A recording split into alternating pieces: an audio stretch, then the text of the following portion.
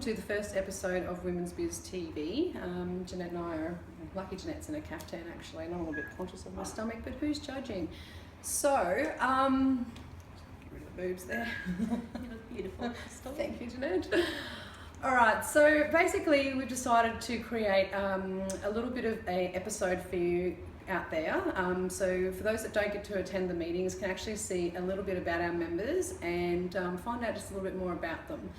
So Jeanette and I actually first met by me trawling social media and looking for a nail place, a decent nail place in Brisbane, and I stumbled across Jeanette and I decided to book in for my nails basically. So I become Jeanette's client, and as we were chatting, obviously Jeanette, being good at her job, asked me what I do, and I started talking about women's business. So that was, I don't know, probably about 4 months ago now, maybe a little bit longer. Actually, it was a little bit longer because it took a little while for Jeanette to come along to a meeting. So I checked this morning, she's actually been to 6 now, which I think is 3 months worth of meetings. And the only reason that was is because I had to fit it in my schedule. But I was really excited when Crystal came in to get her nails done, because I had started to search for networking groups to go to. So it kind of just felt like it was meant to be. There you go. So I suppose good timing. And you know, we had Jeanette come along now for the last 3 months, and we found out a little bit more about Jeanette. Than she's more than just a nail lady. So this is the purpose why I chose her to be our first interviewee, because I was really surprised to find out that Jeanette has a bit of a passion, and it's something, you know, that's close to her heart. And I'll let Jeanette tell you a little bit more about it. And so basically her business on the side is called Neddiefrog, and it is to help out an orphanage in Sri Lanka for children, so they can eat and they can have proper bedding and you know, just facilities, I suppose, that over here we take for granted every day. So I'll let Jeanette elaborate a little bit more on that as to, you know, how she started. How did Neddiefrog start?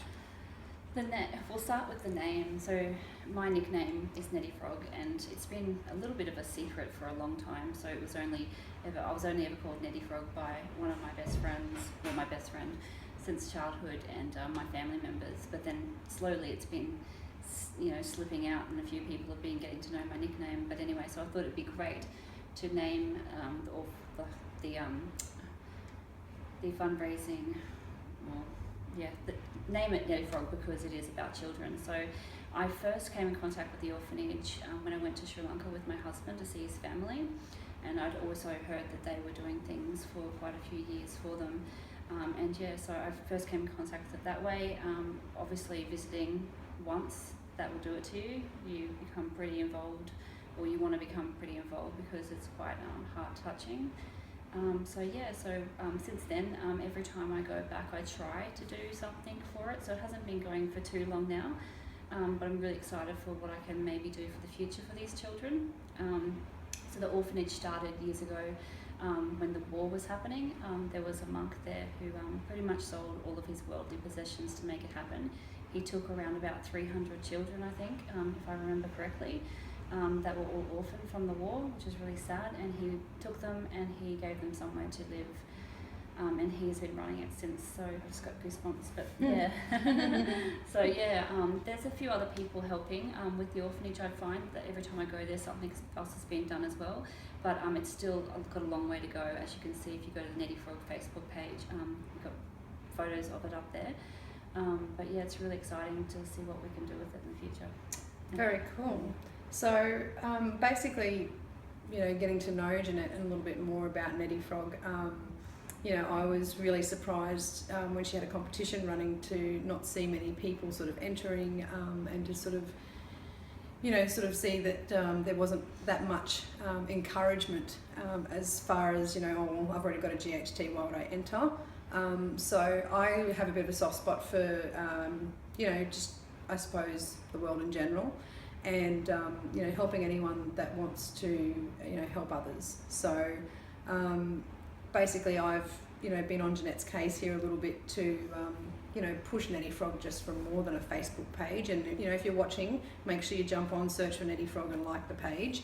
And you know, we basically want to turn this into a charity, and we want to actually grow it a little bit bigger than that. So besides that, because we do, that's the passion, I suppose. I wanted to touch a little bit more, because we are sitting here in Jeanette's business with her lovely caftans for summer ladies. Shameless plug there, but I'm actually spooning I don't have one on today, as you can see.